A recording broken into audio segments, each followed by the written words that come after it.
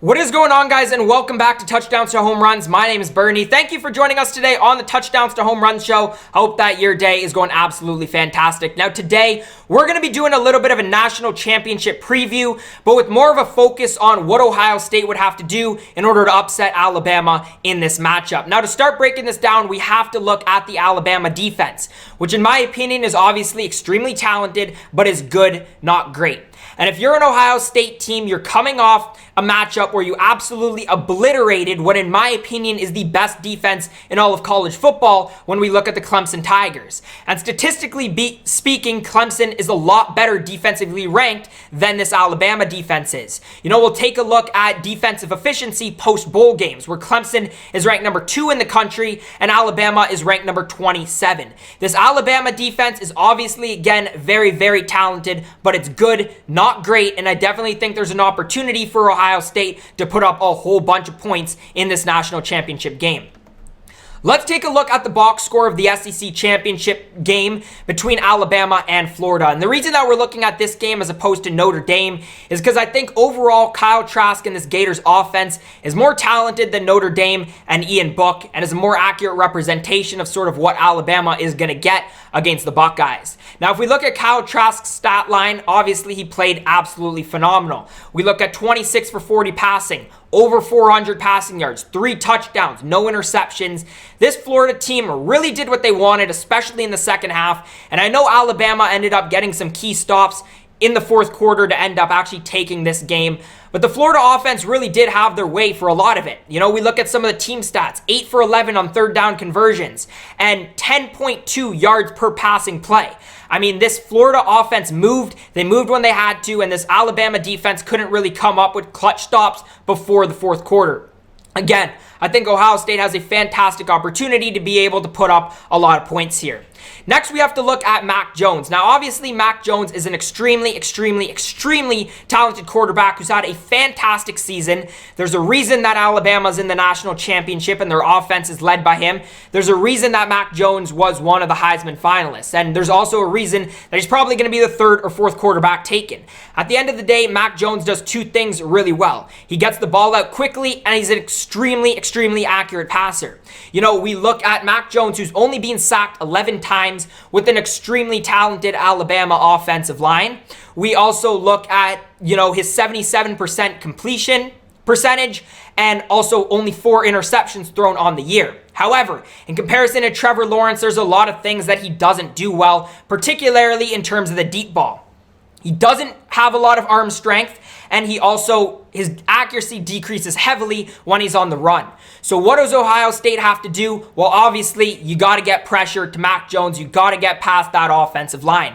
But that could be a bit of a struggle. Ohio State in the defensive rankings ranks number 64th in sack percentage and 33rd in college football in sacks per game. But Landon Dickerson on that Alabama offensive line is not going to be playing in this national championship game. Makes it a little easier for Ohio State. They got to find a way to not necessarily only sack Mac Jones, but got to find a way to get him out of the pocket, scrambling, looking downfield. Now, Ohio State is coming off a very solid defensive showing against the Clemson Tigers. Allowed only 28 points, really shut down the run game. We're pretty good on third down defense, and we're able to get to Trevor Lawrence twice. But I think when you look at this national championship game, especially from an offensive perspective, this is just another step up in terms of how challenging it's going to be for Ohio State's defense to really lock down.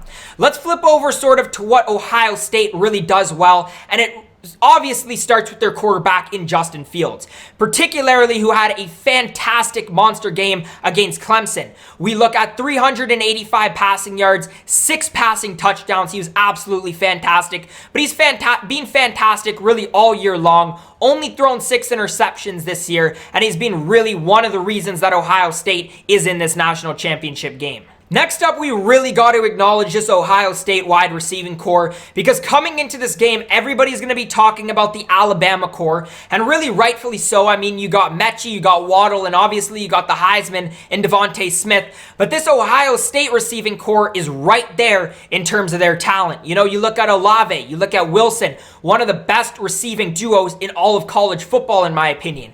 You have Olave, who leads the team with 42 receptions, 662 receiving yards, and 7 receiving touchdowns. You look at Wilson, who enters the national championship with 40 receptions, 673 receiving yards, and 5 touchdowns himself. But Ohio State gets a whole bunch of guys involved. We could also look, Williams, Fleming, and that's not even, until we reach the backfield of Ohio State. Now, Trey Sermon has been absolutely fantastic in the absence of Master Teague. We look at the box score of the matchup against Clemson: 31 carries, 193 rushing yards, average of 6.2, and a touchdown. As I was saying, obviously, great stats that he's put up in order to fill in for Master Teague. But Trey Sermon himself is an extremely talented back, and Alabama's definitely going to have to look out for him.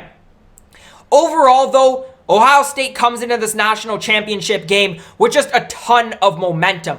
Obviously, you come off a fantastic victory against the Clemson Tigers. Your offense under Justin Fields is absolutely firing. Your defense is firing after shutting down Trevor Lawrence, and especially the running game of the Clemson Tigers. And you're going to be healthier as well for this game, hopefully, fingers crossed, if you are a Buckeyes fan. You got momentum coming into this game. That's definitely something that Ohio State has going for them. Quickly, let's just take a look at the betting lines, and I'll give you guys my predictions. At the time of me filming this video, Alabama is sitting at a minus 8-point favorite. They're minus 290 on the money line, and the over-under game total is at 75 total points.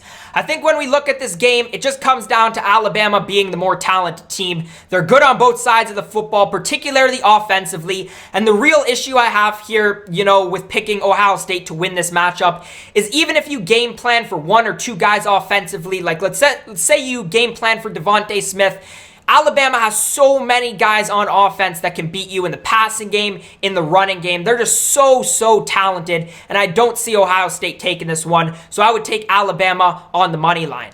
Now, the spread is a bit of a different story. The minus 8, I think, is quite high. It's definitely gone up since the betting lines have opened. I think this is going to end up being a 10-point win for Alabama, so I would take Alabama minus 8 on this current spread. And then for the over-under at 75, again, I think Ohio State can definitely put up in that 40-point range, and I think even though Ohio State has a very talented defense, this Alabama team will not get stopped by anybody in the country. They're also going to put up in that 40-point range, so I would definitely take the over 75 points here. But let me know your thoughts down in the comment section below. Do you think Ohio State has any chance in this game, or do you think it's all Alabama? I want to hear your thoughts down in the comment section below. If you did enjoy today's video, make sure to leave a thumbs up, subscribe to Touchdowns to Home Runs for more content just like this. As always, guys, thank you so much for watching, and I hope to see you again next time.